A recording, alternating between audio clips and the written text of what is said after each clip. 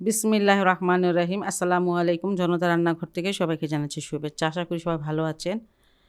আজকে একটি আলুর নাস্তা বানাবো, একটা আলুটা স্ন্যাক্স বানাবো। সেজন্য এখানে আমি মিডিয়াম সাইজের 4টা আলু নিয়ে নিয়েছি, এবং আলুটা গ্রেট করে নিয়েছি। আর এখানে আমি একটু মশলা দিয়ে দিব। এখানে চিলি ফ্লেক্স আছে, এটা 1 চামচ। ব্ল্যাক পেপার সেটা আধা চামচ দিয়ে দিচ্ছি। অল্প একটু চিজ দিয়ে দিচ্ছি, 1 চামচ হবে। 1 টেবিল চামচ হবে চিজটা। ইচ্ছা করে চিজটা না থাকলে না দিবেন, সেটা তো টেস্ট ভালোই আসে, খারাপ আসে না। এখানে অরগ্যানো আধা চামচ দিয়ে দিচ্ছি। এখানে আমি পেঁয়াজের পাতা দিয়ে দিচ্ছি কিছুটা। লবণ দিয়ে দিচ্ছি স্বাদ অনুসারে।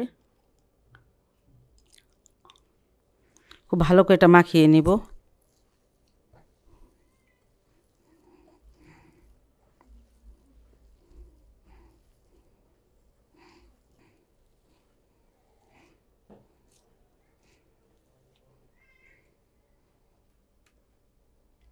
এখানে আধা কাপ ময়দা নিয়ে নিয়েছি, আর দেখি ময়দাটা কতটুকু লাগে।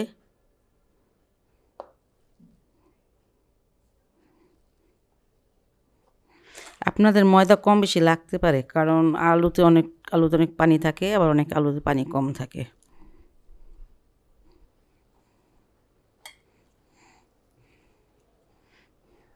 আধা কাপ পুরাটাই ময়দা লাগলো।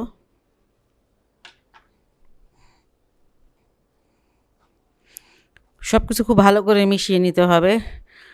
ময়দাটা আলুর সাথে খুব ভালো করে মিশিয়ে নিতে হবে।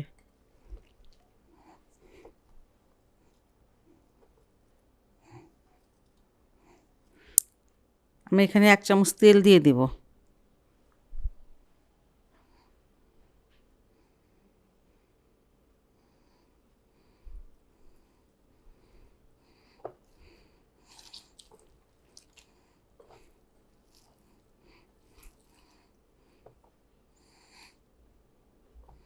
তেলটা দিলে যে হাতে যে লেগে যায়, সেটা লেগে যাবে না, এবং বানাতেও সুবিধা।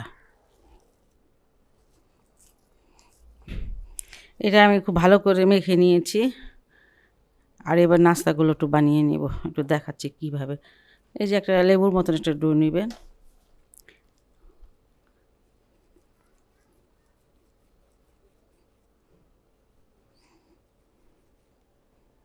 আপনার যতটুকু ইচ্ছা অতটুকু লম্বা বানাবেন। আমি যেটুকু বানালাম, এটা যে লম্বা লম্বা করে এই যে বানিয়ে নেব সবগুলো এইভাবে। স্ন্যাক্সগুলো আমি ভাজতে চলে আসলাম। ফ্রাই প্যানে দিয়েছি কিছুটা তেল, শ্যালো ফ্রাই করব।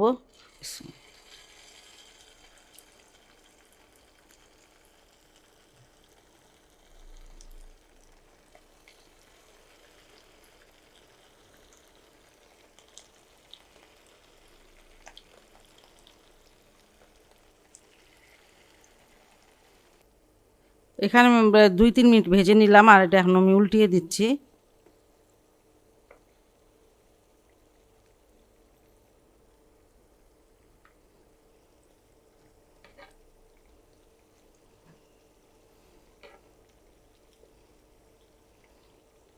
এই শার্টটায় কিন্তু আমার তেমন একটা পছন্দ হয়নি, কালারটা আর একটু গাঢ় করব। অনেক বাড়ি কিন্তু আঁচটা করবেন না।